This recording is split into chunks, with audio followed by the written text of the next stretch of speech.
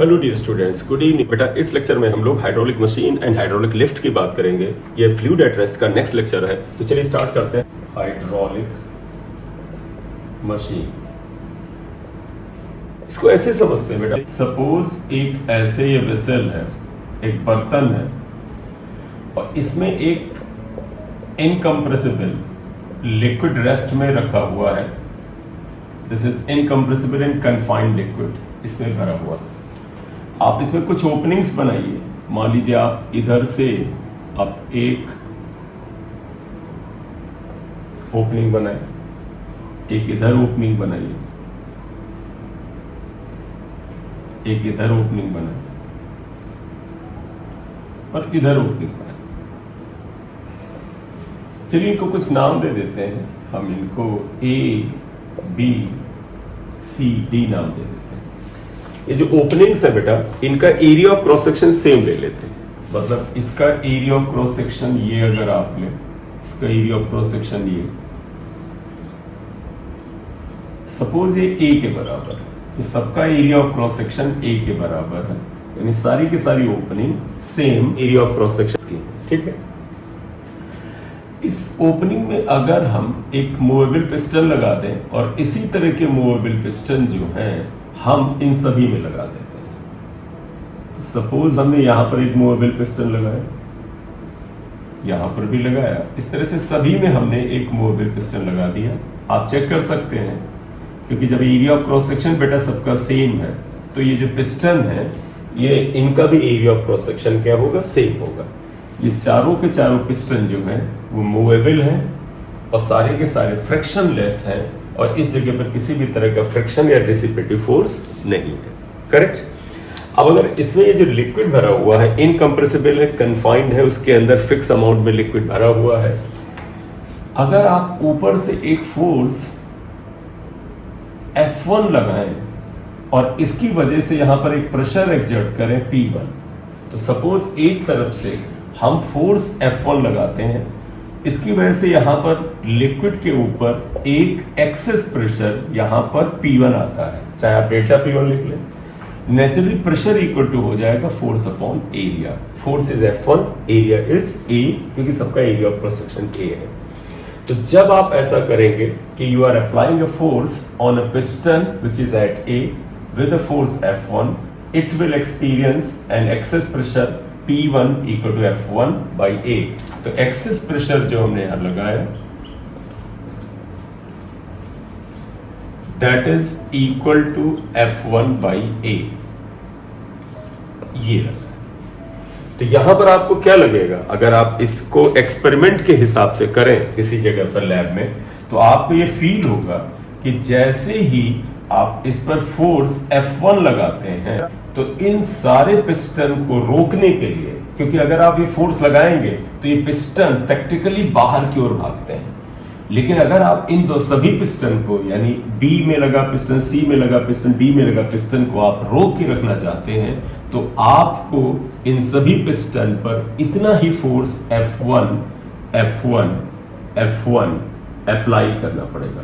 आप कहोगे हम ये कैसे बिलीव करें, एक्सपेरिमेंट में आपको दिखेगा। You will find out in the experiment that if you are applying a force F1 on this piston which is movable and frictionless, और इन सभी पिस्टन का एरिया ऑफ क्रॉस सेक्शन इनकी सेम है, तो जब इस पे एक भी फोर्स F1 लगाते हैं तो उस B, C और D पिस्टन को रोके रहने के लिए कि ये बाहर की ओर ना भागे, आपको इन सभी पर फोर्स F1 लगाना पड़ता है।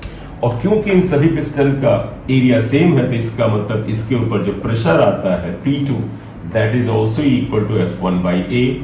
इसके ऊपर जो प्रेशर आता है P3 that is also equal to F1 by A small लिख लेना। और इस पे भी जो प्रेशर आता है P4 that is also equal to F1 by A। तो लगभग अब क्या निकला कि अगर आप देखिएगा इस पिस्टन पे आपने excess pressure F1 by A लगाया, तो वो चारों तरफ, यानी इस तरफ, इस तरफ, इस तरफ बराबर मात्रा में स्प्रेड हो जाता है, ट्रांसमिट हो जाता है। यही हाइड्रोलिक मशीन का मेन कंसेप्ट है। ये कंसेप्ट क्या कहता है, if pressure is increased in a confined liquid at rest, then it is transferred in all directions and all points of the liquid, even on the wall of the liquid, undiminished. undiminished मतलब बगैर नुकसान हुए, बगैर किसी तरह का loss हुए होता है. यही हाइड्रोलिक मशीन का कंसेप्ट है. तो अकॉर्डिंग टू दिस कंसेप्ट हम क्या कह सकते हैं? If excess pressure is applied on a confined liquid at rest, then it is transferred. it मतलब pressure, it is transferred in all directions and points, and also on the wall of the vessel equally. And undiminished भी लिखते हैं ना, undiminished equally मतलब उसमें कोई नुकसान नहीं होता. तो ये बहुत ही इंपॉर्टेंट कंसेप्ट है एप्लीकेशन के पॉइंट ऑफ व्यू से कि अगर आप इसके ऊपर एक प्रेशर F1 लगाते हैं तो ये चारों तरफ मतलब ये इधर की ओर भी, ये बड़ा इंपॉर्टेंट कंसेप्ट है, बताता है. अगर आप इस तरफ यहां पर प्रेशर P1 लगाते हैं तो ये प्रेशर सभी तरफ, इधर भी प्रेशर P1, इधर भी, इधर भी, इधर भी, हर तरफ ये प्रेशर P1 मात्रा में ट्रांसफर्ड होगा, हर तरफ ट्रांसफर होगा. देखिएगा हम सिर्फ और सिर्फ प्रेशर P1 इस जगह अप्लाई करते हैं फोर्स F1 की मदद से, लेकिन वो प्रेशर देखिएगा कितने गुना बढ़ जाता है, हर तरफ वो बराबर मात्रा में जाता है, यानी प्रेशर हर तरफ मल्टीप्लाई हो जाता है. अकॉर्डिंग टू दिस कंसेप्ट, यानी the concept of the hydraulic machine, this statement is existing. और ये स्टेटमेंट आप देख सकते हैं. इसको याद करने से बेहतर है कि आप प्रक्रिया को जानिए कि अगर एक तरफ एक्सेस प्रेशर या प्रेशर मेजर चेंज किया जाता है तो चारों तरफ इक्वली डिस्ट्रीब्यूट होता है बगैर किसी नुकसान के. This is the main concept of the hydraulic machine. इस कंसेप्ट के बेटा रियल लाइफ में बहुत सारे इस्तेमाल हैं. इसका सबसे बेहतर एग्जाम्पल है हाइड्रोलिक ब्रेक्स जो हमारी व्हीकल वगैरह में इस्तेमाल होता है. हाइड्रोलिक लिफ्ट जिसका उपयोग हम किसी हैवी बॉडी को उठाने के लिए करते हैं, जैसा कि जेसीबी मशीन एक्सेट्रा में होता है. अब हम यहाँ पर बात करने जा रहे हैं कि हाइड्रोलिक मशीन का एप्लीकेशन क्या है. तो इसका एप्लीकेशन पे आते हैं. इसके दो एप्लीकेशन है, hydraulic breaks and hydraulic lift. हम लिफ्ट की बात करेंगे कि ब्रेक्स में भी वही तरीका लगभग लगता है, ब्रेक में भी हाइड्रोलिक लिफ्ट वाला ही तरीका लगता है, लेकिन वो एक प्रैक्टिकल एप्लीकेशन हो जाता है. तो applications of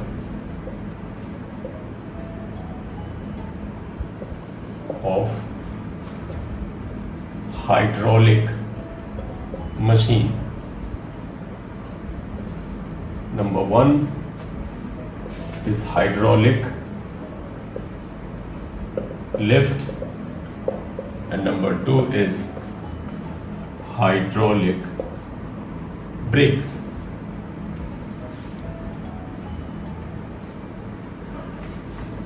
Hydraulic brakes. Yeah. हम हाइड्रोलिक लिफ्ट पहले पढ़ रहे हैं, तो आप हेडिंग दीजिएगा हाइड्रोलिक लिफ्ट. इसमें एक यहां पर नैरो पाइप होता है बेटा, और ये फिर आगे जाकर के पाइप वाइड हो जाता है, और जिधर से आपको लोड उठाना होता है उधर ये पाइप काफी ज्यादा वाइड हो जाता है. फिर इसके अंदर आप एक कन्फाइंड लिक्विड या इनकम्प्रेसिबल लिक्विड रखते हैं, या आप लिक्विड रखते हैं.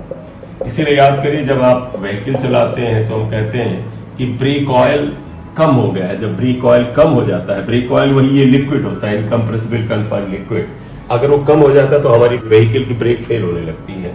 तो आप देखिएगा कैसे काम करता है. यहां पर आइएगा, इस जगह पे मान लीजिए आपने एक हैवी लोड या कार रखी हुई, और कैसे आप इस भारी भरकम कार को, जिसका कुछ अच्छा खासा वजन है, मान लीजिए इस कार का वजन जो वेट है, आप इसके फोर्स को F2 मान लीजिए. F2 is the weight of the car या व्हीकल, करेक्ट. ये जो आपका पिस्टन है ये मूवेबल है, फ्रिक्शनलेस है. ये भी पिस्टन मूवेबल है, फ्रिक्शनलेस है. इसका एरिया आप देख सकते हैं, A1 छोटा है, इसका एरिया A2 आप देख लीजिएगा बड़ा. अगर आप इस जगह पर एज ए ऑपरेटर हैं, आप जेसीबी मशीन से इस कार को उठाना चाहते हैं, तो यहां पर ऑपरेटर इस लीवर की मदद से यहां पर एक छोटा सा फोर्स F1 लगाता है. मतलब जो जेसीबी मशीन का ऑपरेटर है वो अपने हाथों से छोटा सा फोर्स लगाता है, और जब ये छोटे से फोर्स से इसको नीचे की ओर पुश करेगा तो प्रेशर इधर की ओर नीचे की ओर जाएगा, और ये प्रेशर अगर P1 है तो that will be equal to F1 by A1। तो यहां पर इस फोर्स की मदद से जब ये पिस्टन नीचे जाएगा तो अंदर की तरफ जो एक्सेस प्रेशर होगा that will be equal to F1 by A1। जो अभी हमने हाइड्रोलिक मशीन का कंसेप्ट पढ़ा है उसमें क्या बताया था कि कहीं पर कन्फाइंड या इनकम्प्रेसिबल लिक्विड में अगर एक्सेस प्रेशर आएगा तो चारों तरफ बराबर मात्रा में अनडिमनेस स्प्रेड होगा या ट्रांसफर होगा। तो ये प्रेशर इस लिक्विड के थ्रू ट्रांसफर होकर के इस पे भी ऊपर की तरफ सेम अमाउंट ऑफ प्रेशर ऊपर की ओर जाएगा। तो यहां पर जो प्रेशर आएगा ये P2 अगर हम लिख लें तो that will be equal to क्या होगा, P1 होगा, because of the concept of the hydraulic machine. ये प्रेशर क्या होगा, P1 के बराबर होगा। करेक्ट। P2 की वैल्यू क्या है, P2 की वैल्यू लिख दे तो वो आएगा, देखो फोर्स यानी weight of the car upon area A2 आएगा। तो मैंने तो पहले यहां पर सिर्फ ये प्रेशर P1 लिखा, यहां पर P2 लिखा। कंसेप्चुअली ये प्रेशर ये इसके बराबर है। तो when this pressure is applied downward then आप लिखोगे बाय पास्कल लॉ। क्या पाते हैं, P1 is equal to P2। आप चाहे तो डेल्टा P1 लिख लें क्योंकि ये प्रेशर में चेंज होता है, तो आपको डेल्टा से लिख लें, डेल्टा से लिख लें। Change in pressure equal to आएगा force upon area, force upon area. हमें ये पता करना है कि ये फोर्स कितना बढ़ गया, तो आप यहां से अगर आगे बढ़े तो आप पाएंगे F2 by F1 equal to A2 by A1। पहले तो आप ये इक्वेशन 2 लिखते हैं। अब आप देखिएगा बेटा, यहां पर A2 जो है इसका एरिया इसके एरिया ऑफ क्रॉस सेक्शन से काफी बड़ा है। A2 is quite larger than A1। तो अगर ये वैल्यू इससे बड़ी है इसका मतलब इसका रेशियो क्या आएगा, 1 से बड़ा बहुत बड़ा आएगा। Therefore F2 upon F1 is quite larger than 1 और it means that F2 is quite larger than F1। ये आया। तो आप देखिए इससे लव आप क्या निकला, यानी F1 जो फोर्स ऑपरेटर या हमने या किसी बंदे ने लगाया उसकी तुलना में जो आपका आउटपुट फोर्स मिला यहाँ पर, जो आप कार वगैरह को लोड को होल्ड करना चाहते थे वो कई गुना बढ़ जाता है। इस तरह से हाइड्रोलिक लिफ्ट की मदद से एक कम या वीक फोर्स को हम मल्टीप्लाई करके कई गुना बढ़ा सकते हैं। करेक्ट। तो ये हाइड्रोलिक लिफ्ट का कंसेप्ट है। तुम कहोगे कि सर अगर न्यूमेरिकल आए तो क्या करें, बस यही फार्मूला है बेटा। Excess pressure on this piston is equal to excess pressure on this piston. According to this ये इक्वेशन बनेगी। यहां पर अगर आप आए तो आप एक वर्ड और यूज कर सकते हैं, क्या, mechanical advantage. Mechanical advantage MA से लिख लेते हैं। और मैकेनिकल एडवांटेज आई होप सबको याद होगा। मैकेनिकल एडवांटेज का मतलब होता है आउटपुट अपॉन इनपुट। आउटपुट का मतलब ये लोड आपने कितना उठाया। तो mechanical advantage is load upon input. Input का मतलब लगाया गया फोर्स अपॉन एफर्ट। फोर्स को हम क्या बोलेंगे, एफर्ट। तो mechanical advantage is load upon effort. Load यहां पर F2 है, इसे लिख दो F2। और एफर्ट कितना है बेटा, यहां ये एफर्ट इज F1, ये F1 आ जाएगा। तो ये इक्वेशन आ गया कि mechanical advantage is load upon effort is equal to F2 by F1। Correct. थोड़ा कैलकुलेशन में और जाना चाहे तो आप देख सकते हैं, यहां से देखिए बेटा F2 by F1 A2 by A1 के बराबर है। यहां से आप देख सकते हैं कि mechanical advantage is equal to F2 by F1 is also equal to A2 by A1। ये भी आ जाता है, ये क्वेश्चन 4 आए। आप देख सकते हैं mechanical advantage is a dimensionless and unitless quantity. तो it is dimensionless and unitless quantity. Correct. तो इस तरह से हाइड्रोलिक लिफ्ट में जब भी आपको क्वेश्चन करने को आए तो आप excess pressure at one point is equal to excess pressure at the other point करके आप फाइंड आउट कर सकते हैं। बेटा हाइड्रोलिक लिफ्ट या हाइड्रोलिक मशीन का एक क्वेश्चन यहां पर लेते हैं। क्वेश्चन को समझिएगा, सिंपल फार्मूला बेस्ड क्वेश्चन है। इसको सिंपल फार्मूला बेस्ड क्वेश्चन है। Two pistons of hydraulic machine have the diameters 20 centimetre and 2 centimetre. मतलब एक हाइड्रोलिक मशीन है बेटा, उसका एक पिस्टन ऐसे वाइड है, एक पिस्टन जो है वो थिन है। इसका डायमीटर जो है, यहाँ पर जो पिस्टन है इसका डायमीटर जो है D1 that is equal to 2 centimetre, और इसका डायमीटर जो है D2 that is equal to 20 centimetre. तो आप देखिएगा D1 इज 2 सेंटीमीटर, इसलिए रेडियस आप इसका निकाल लीजिए that is equal to 1 centimetre, correct. और D2 इज 20 सेंटीमीटर, तो देयरफॉर रेडियस इज 10 सेंटीमीटर आएगा।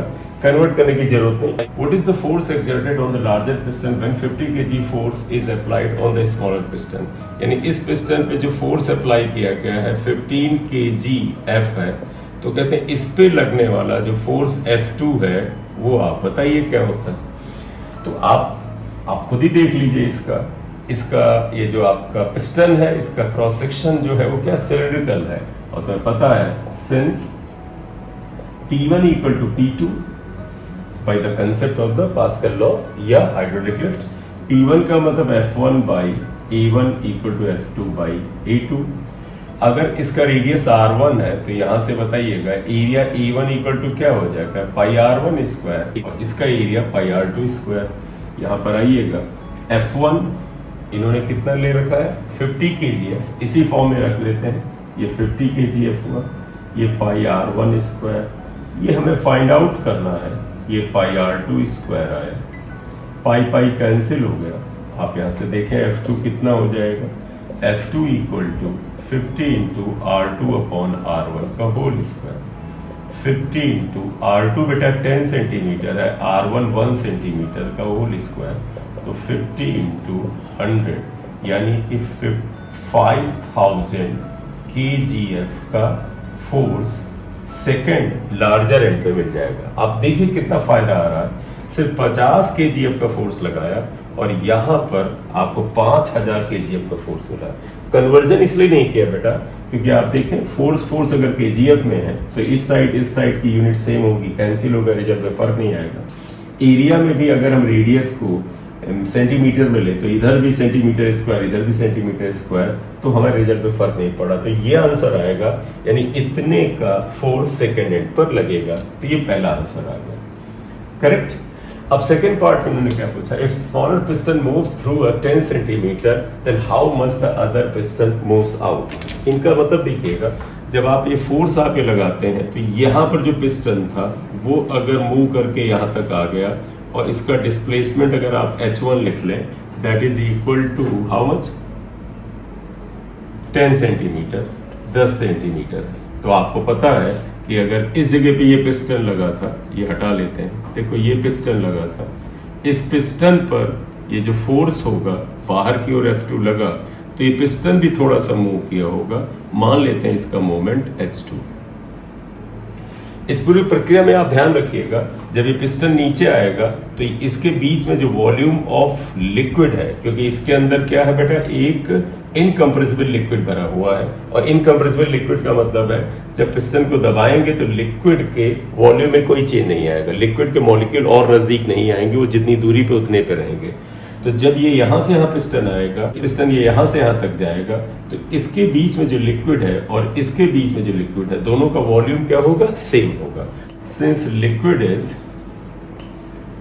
इनकम्प्रेसिबल, अगर हाइड्रोलिक लिफ्ट है, हाइड्रोलिक मशीन, उसमें लिक्विड इनकम्प्रेसिबल ही होगा, therefore V1 equal to V2, V1 का मतलब यहाँ का वॉल्यूम, और वॉल्यूम बेटा क्या आ जाएगा, एरिया इंटू लेंथ। बेटा इसका एरिया ऑफ क्रॉस सेक्शन और ये लेंथ यानी H1 equal to E2 into H2। Area क्या है, pi R1 square H1 equal to pi R2 square H2 आएगा। पाई से पाई कैंसिल हो गया, R1 1 सेंटीमीटर था, H1 10 सेंटीमीटर लिया हुआ है, R2 10 सेंटीमीटर था और H2 हमें पता करना है। इसे सॉल्व करें तो देखें क्या आता है, ये 10 है, ये 10 स्क्वायर है, तो 10 इक्वल टू 100 H2, ये बेटा इससे कैंसिल हुआ तो H2 इक्वल टू आ जाएगा 1/10 सेंटीमीटर, 0.1 सेंटीमीटर आएगा। इसका मतलब ये पिस्टन जो बड़े एरिया ऑफ क्रॉस सेक्शन के साइड में लगा था, तो वो जो ऊपर जाएगा इसका मोमेंट मात्र 0.1 सेंटीमीटर का होगा, करेक्ट। तो ये हाइड्रोलिक मशीन का सिंपल एक फार्मुला बेस्ड क्वेश्चन है, जहां पर हम फार्मुला ये लगाते हैं कि pressure change at one end is equal to pressure change on the other end, क्योंकि प्रेशर हर पॉइंट पर इक्वली ट्रांसमिट होता है। और उसके बाद हमने वॉल्यूम रिमेन सेम क्योंकि लिक्विड इनकम्प्रेसिबल है ये लगाया। तो इस क्वेश्चन को करने का तरीका बड़ा सिंपल सा है, कंसेप्चुअल है। अगर ना भी प्रैक्टिस हो तो अगर आप दिमाग में कंसेप्ट को लेके चले, सिर्फ पास्कल लॉ का transmission of excess pressure in all direction is same को बड़ी आसानी से क्वेश्चन आ जाता। Thank you very much for watching the video. Thank you very much.